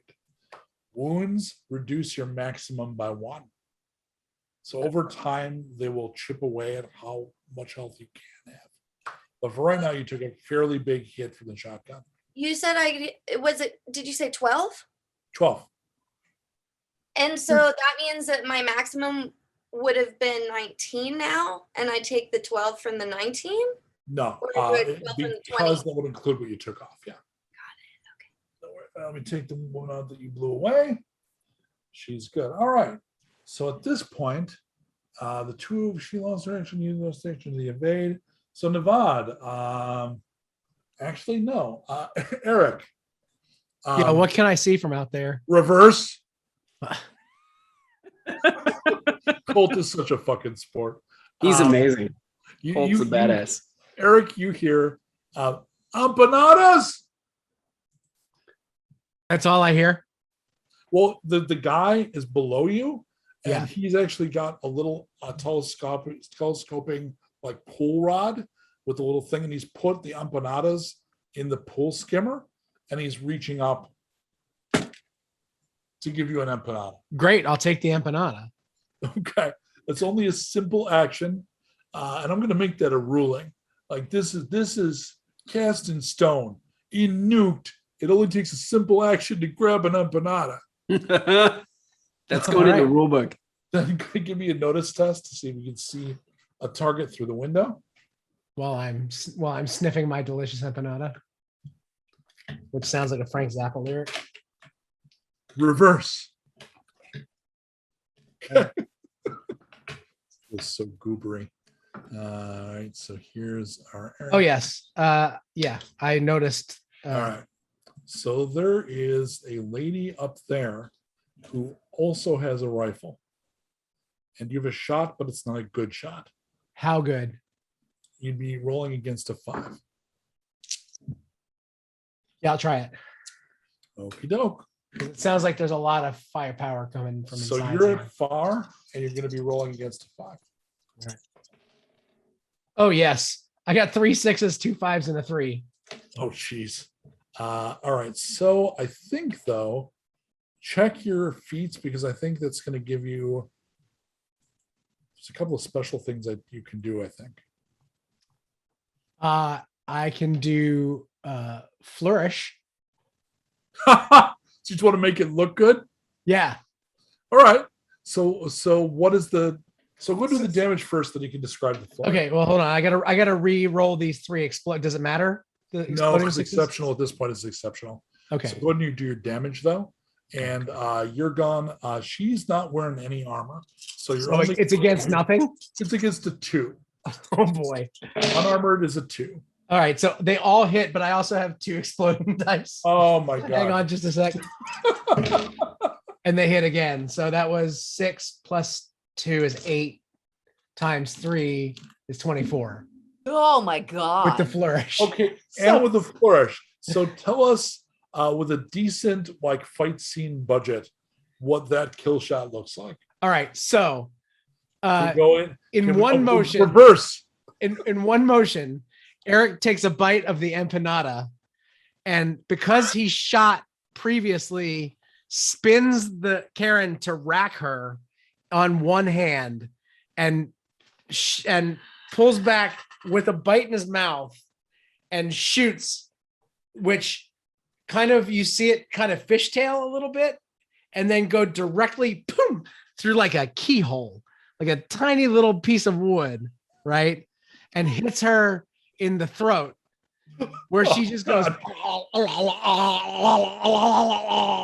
and then falls over. All right.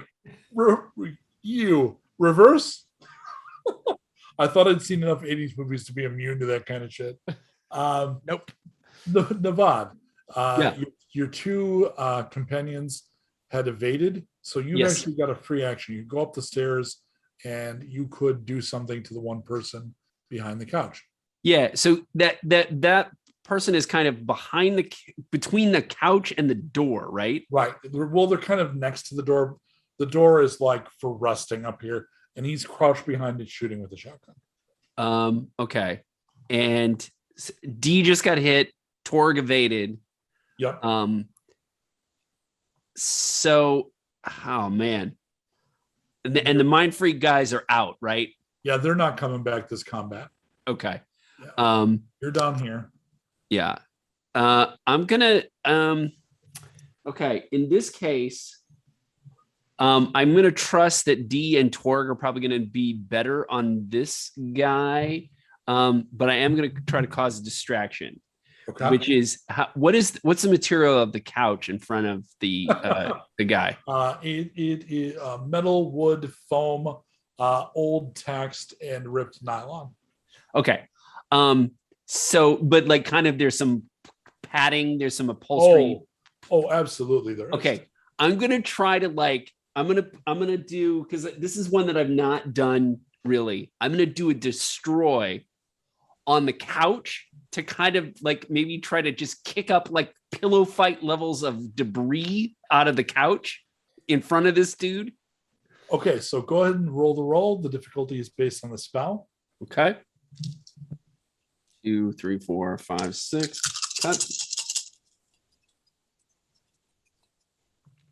Oh, I lost a die. Okay, that was a 2. That's not going to be good. I got what I got a 6, 2 5s, a 4, and a 3. And the difficulty of the spell, how do I find that? What is that one now? That's on the top of the spell in the spell description. Okay, I gotta bounce over to that source. Sorry. No trouble. I'm looking up too. We'll race. Race you. I'm not used to having a stat book. All right, difficulty 3. Okay, so that means I got 4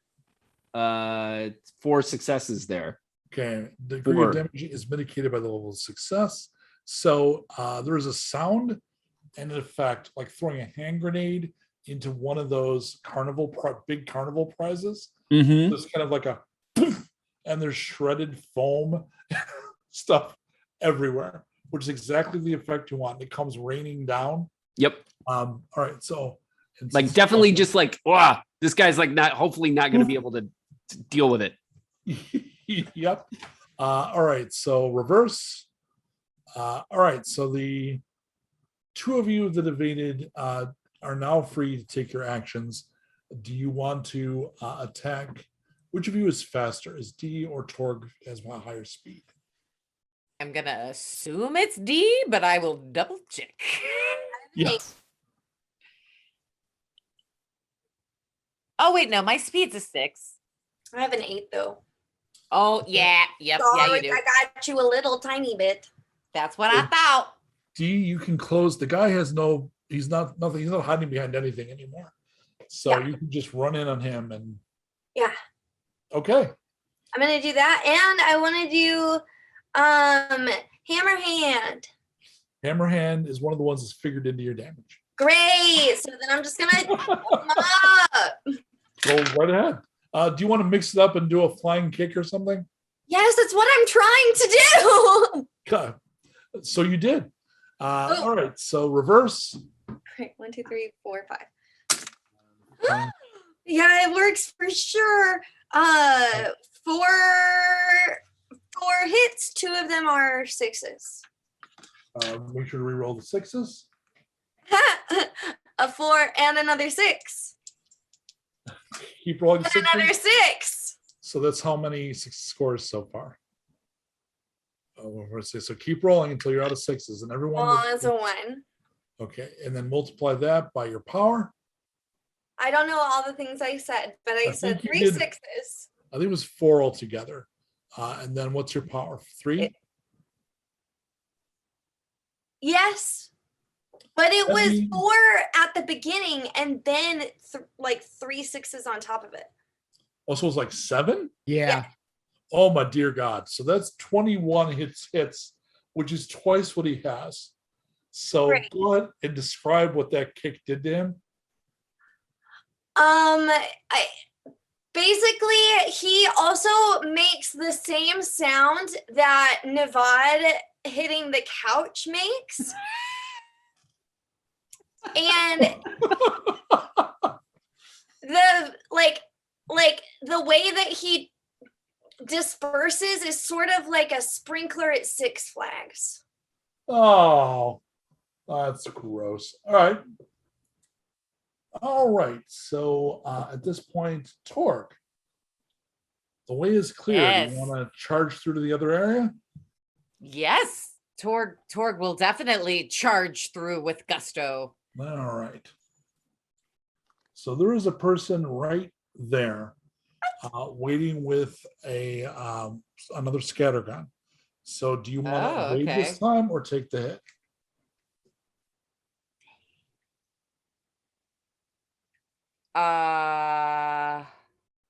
Well, I guess I'm noticing here that in my feats I have defy wounds. Right. So that means the first time you would take a wound, you just don't. And you've also got a heck of a lot of hits. That's true. Yeah, you know what? Screw it. Okay, I manage a hit, but it's a partial. So I end up doing 4 hits to you. You can absolutely take 4 hits.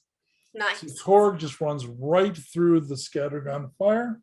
You get up, go ahead and use your basher, Yes. which It's you'll notice basher does. time. So do brawl melee, and it's going to be well, it's against a 3, I think. If you look on the thing, I think it's 3. Is it 4? I don't think so. Well, let's not slow it down. Go ahead and roll against the 3. It's cool. With the big basher? Yeah, but you're going to look for the difficulty against the close on the range chart. And it'll show you your difficulty. Close. Is a 3. Correct. Perfect. So roll your dice. Anything that scores a 3 or higher is a score. Aha! I got 4 hits. 2 of those are 6s. You roll the 6s. This is wow. Yeah.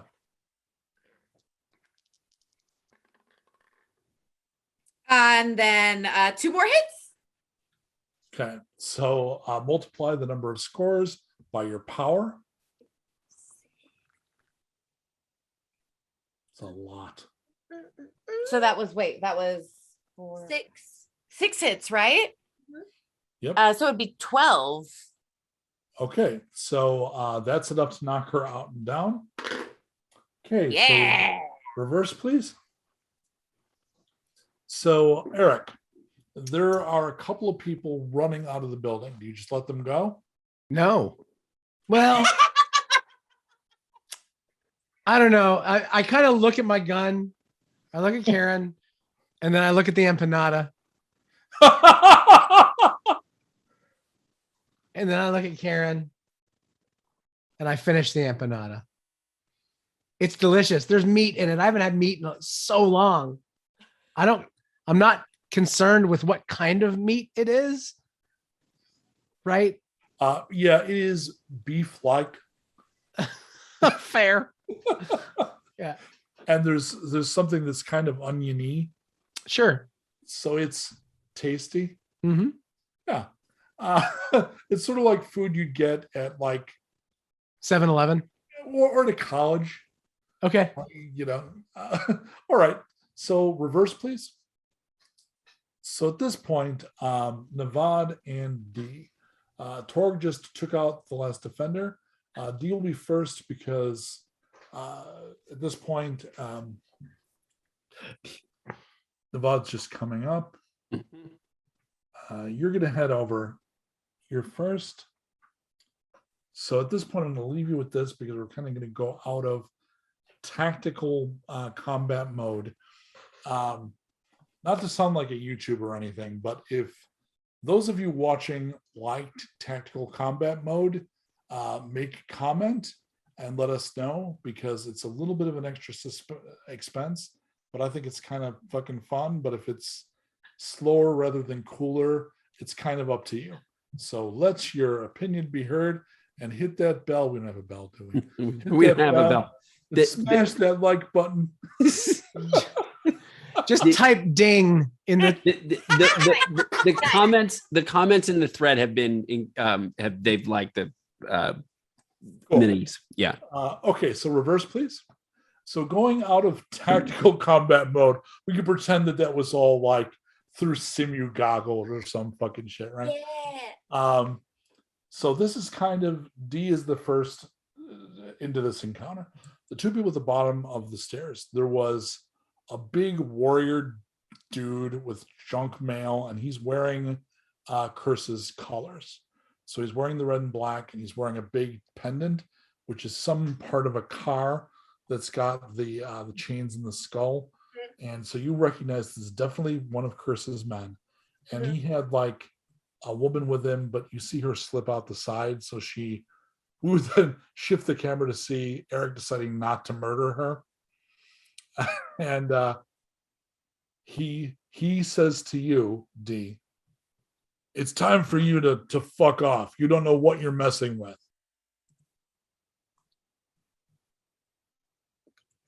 I just laugh. Okay, so I'm going to need a very important notice check from D. Oh boy. Okay. A very important and potentially ironic notice check. That she failed. Okay. So does anyone in chat, if they realize why this might be ironic? No. So I bet you Brett knows. All right. So what we would see is the camera would go in. Who's the director that likes to film things by shoving cameras up asses? Oh. David Fincher. Oh, Like, yeah. you take whatever the scene is and you take a GoPro and you jam it up something's ass. That's David Fincher. So the Fincher cam goes into the stairs and through them. So we see the explosives and the little red light. And we Oh. realized that the thing he was talking about wasn't how badass he was. It was the explosives on the stairs. Oh boy. So, Okey doker. and the reason I say irony is, of course, because of the demise of B, which was very similar to this in a lot of ways. So there is a click, and you failed the perception roll. However, you can make a reflex check now. Oh God. Okay. It would be super great if you got an exceptional success here. And it's going to be against a 4. It's in your saves area on the left side of the sheet. I think you have a 5 or a 6. Endurance, reaction, and willpower is Reaction. Reaction. Okay.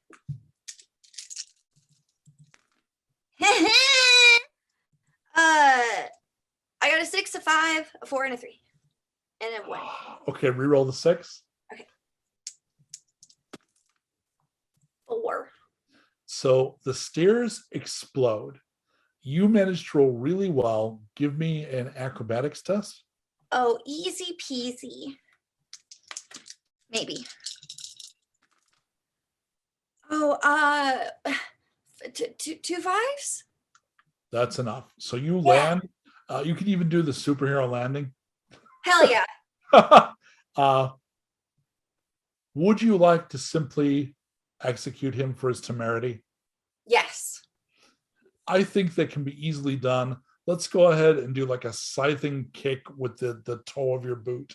So he gets the like cut throat and then the red slash. Do I need to roll in all this stuff? Oh, no.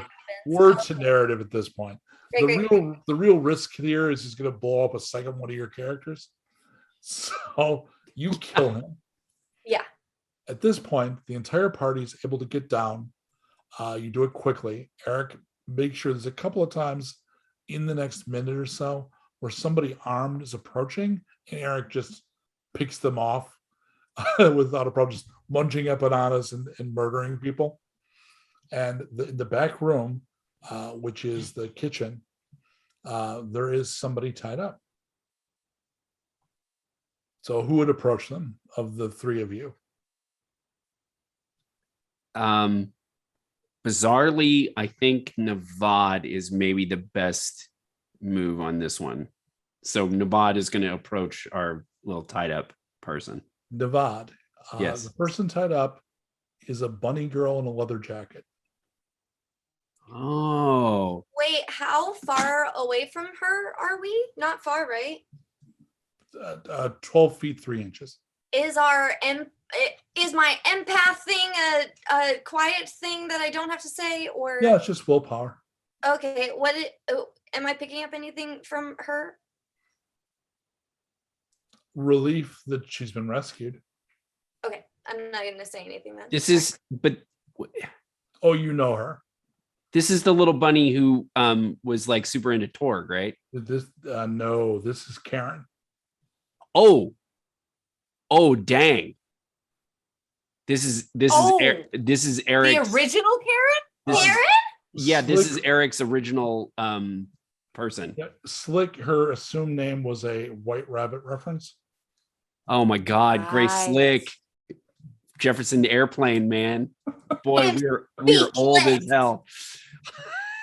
Fair. Oh, Pink does a great One version though. pill makes you. is But We're not old enough to know more than the first two words. No, I know the words, but I didn't want to trigger Yeah. getting she's yelled all- at. She's all zip tied and taped up. Okay. I know this is going to be weird for Erik, but I'm going to start undoing the. Wait, is she gagged? Oh yeah. Okay, undoing the gag first. So you're actually having to pull the tape off her furred face Oh, because she's a beastie. yeah. So it's worse than having a beard. Oh, sorry. I'm saying Ah. sorry as I'm doing this. Oh, I'm really sorry. no, it's all right. Hey, do you Navad, remember? Right? Yeah, you're Karen. You're Eric's friend. Yes. I'm glad he has friends.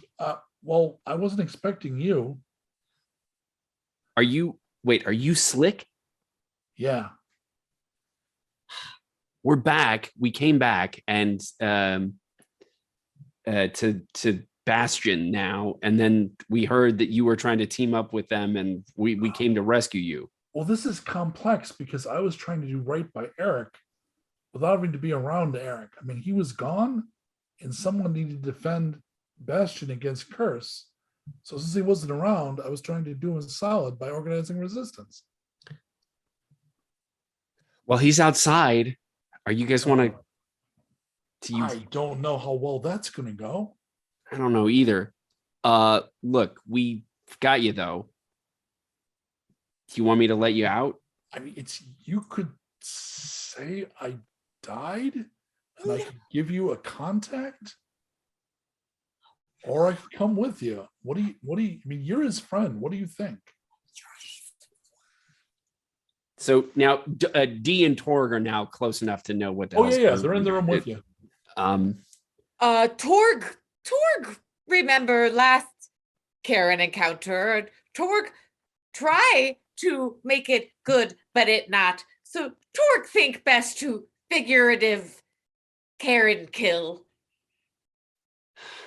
I mean, you don't have to use my name at all. You don't even have to say you saw me. I can just give you another contact in the resistance. We can just say that Slick died. Torg normal not like lying, but Torg think this might be best idea. You should come. Eric's spending way too much time with his gun. I think it would be good for him to spend time with a real Karen. We've got we have no time. We should decide quick. Torg just want on record. Torg believe Gun Karen is real person and really wife of Erik, and it's not good idea to imply otherwise. And also, Torg Torg not like lie, but Torg really do think Can we have Erik full not. cast, Colt?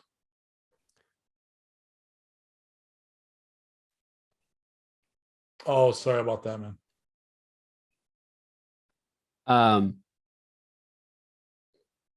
Okay.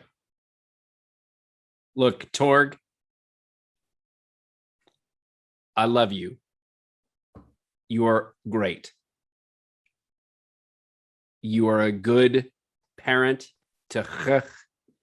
You are a good fighter and protector of us and everything. I'm gonna go out on a limb and say you're not a great matchmaker. And because Dee and I went on a date, it didn't work. Now you're saying not to bring Slick, Karen, and I think it might work. No, Torg, no, don't. Torg not know how to. I mean, even though Navad and I are broken up, I think this might be. And then I grab his hand and look at him like, yeah, go along with it. Something we agree on. Yeah. Okay, well, all Torg have to say is when Erik shoots Slick right in face and blow brain apart, Torg say I told you so. We gotta move now. What am I doing? Come on, let's go. Let's run. Yeah. Torg feel bad idea. Does someone have a backup gun or something? You can borrow mine. No, If you don't give I'll her just gun. take that. I'm not gonna shoot Erik. There's enemies everywhere. We're If on the you same do- side, Torg. If you do, I will absolutely murder you. I love him. Why would I do that? I don't know, but I don't really care. I'm just letting you know. Okay, well, if it's threat time, I feel the same way. Okay, perfect. All right, so the party heads out. Erik, you see Torg come out first. Then I have also Torg? gotten off the top of the. This is important. Cool. Are you hanging Yeah. out with the empanada guy now? Well, Yeah, you're I'm kind probably of talking to near, the empanada guy. you're probably near the truck, which is Yeah. probably got an empanada for the driver. So Torg comes out. Right behind is the rest of the group. Does Torg say anything before? She Oh comes yeah, out? immediately Torg says, Torg what Erik no, Torg no part of this decision. Torg not Torg. Okay. Have an And- empanada and calm down, Tor. They come out, and in their presence, and with them is Karen. So Erik freezes and looks at Karen and then looks at everybody else and pulls Karen out of the rack on his back and then kneels and puts her down on the ground and makes the sign of the cross. Yeah. And then looks up with tears in his eyes and goes, I met Jesus. She reaches under the shirt she's wearing. She's got an old Dead Kennedys tour shirt, and she pulls out a little cross on a chain. And we're going to end right there. Whoa. Okay, so that's the end of episode 1, Back from Break. And Wow. Oh, that was great. some shit happened. Yeah, I was wow. The slick appearance was not what I was expecting. Me either. That was fantastic. Nice callback there, Mike. All right, folks, who's doing the outro today? Do you want me to do it, Mike? Yeah, because I'm sorry, I don't have this. I didn't drop the script in the thing. Cool. So I got it. So hello everybody. Am I on the camera? Hey, howdy, all of our Nat 21 Raiders. Thank you guys for coming over and catching the very end of our back from season 2 mid-season break. We really appreciate you being here. We are here every Tuesday night for the next 10 weeks to wrap out season 2 of Nuke. And so come on over and check out the channel. We couldn't do it without Mike Nystul, of course, our talented game designer and GM. We have Brett, our awesome archivist who keeps track of all of our lore and stuff. So if we ever get stuck on plot, he remembers and writes down what we've got going on. Colt, Joyce, our awesome technical director, Andreas Fabus, the German voice from the Wasteland at the beginning of every episode, and all of our moderators who are in the chat. We thank you very, very much. Hopefully we'll see you next week. And until then, we'll see you in the Wasteland.